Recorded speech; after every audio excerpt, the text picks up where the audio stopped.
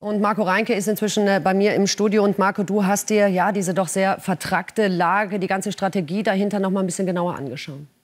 Ja, genau. Wir haben ja jetzt in den letzten Stunden, in der letzten Nacht einige massive Offensiven gesehen. Israel nennt diese Operation ja Pfeile des Nordens, mit der man da vorgeht. Und das können wir uns noch mal ein bisschen genauer anschauen, was da eigentlich die israelische Strategie dahinter ist. Und um das vielleicht erstmal geografisch ein wenig einzuordnen, wo befindet sich da aktuell so das Hauptaugenmerk? Schauen wir da einmal kurz drauf. Wir sehen hier diesen roten Bereich. Das ist so ein bisschen so die Hauptzone des Libanons, wo eben aktuell diese Offensive stattfindet. Hier so ein bisschen gezeigt und visualisiert, wo da jetzt vor allem die Angriffe, die Israel ja vor allem aus der Luft fliegt, stattfindet. Es gibt auch einige weitere Angriffe, die sich teilweise weiter im Norden des Libanons abspielen. Wie gesagt, das erst einmal jetzt nur geschaut auf das, was Israel in Libanon von der Offensive her dort macht. Schauen wir uns mal diese Explosion an, über die wir ja auch schon gesprochen haben, nämlich darüber,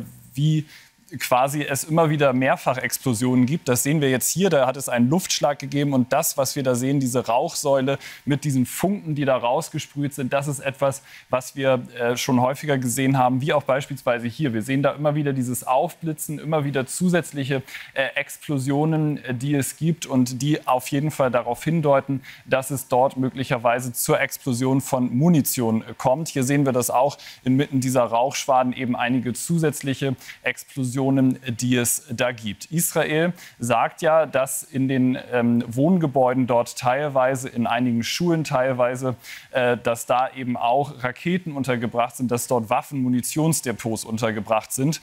Und dafür gibt es diese Visualisierung hier vom israelischen Militär. Wie gesagt, alles Angaben von Seiten Israels, wo es eben solche Waffendepots geben sollen, wo dann teilweise mobile Abschussrampen existieren sollen, die dann rausfahren und von dort dann Raketen abfeuern in Richtung Israel. Vielleicht da noch ein Wort zu gesagt. Wir sehen hier ein Beispiel. Das ist ein Marschflugkörper, der aus ursprünglich sowjetischer Produktion stammt. DR-3, eine Cruise Missile, ein Marschflugkörper, der dort teilweise abgefeuert werden soll. Und schauen wir noch mal auf Fotos, die das israelische Militär veröffentlicht hat. Und darauf soll zu sehen sein, wie eben ein solcher Marschflugkörper hier in einem Wohnhaus unter einem Dachboden gelagert wird, auf einer hydraulischen Abschussrampe. Das soll es zumindest laut israelischem Militär zuhauf geben. Das hat man, so sagt man, mit geheimdienstlichen Mitteln rausgefunden. Hier noch mal ein zweites Bild in die andere Richtung, wo man dann auch sieht, wie das Ganze funktionieren soll.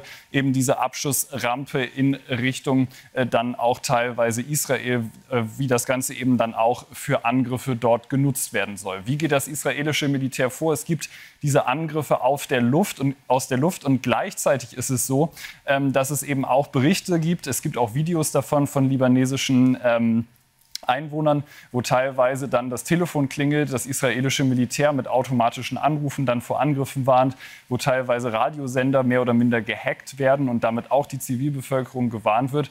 Und das löst dann das aus, was Max ja auch beschrieben hat, nämlich diese Massenflucht, die wir jetzt aktuell sehen in Richtung Syrien. Ja, grundsätzlich Raketen in Kindergärten, in Häusern irgendwo zu verstecken und abzuschießen, das ist schon sehr perfide, was in so einem Krieg alles passiert. Dankeschön, Marco.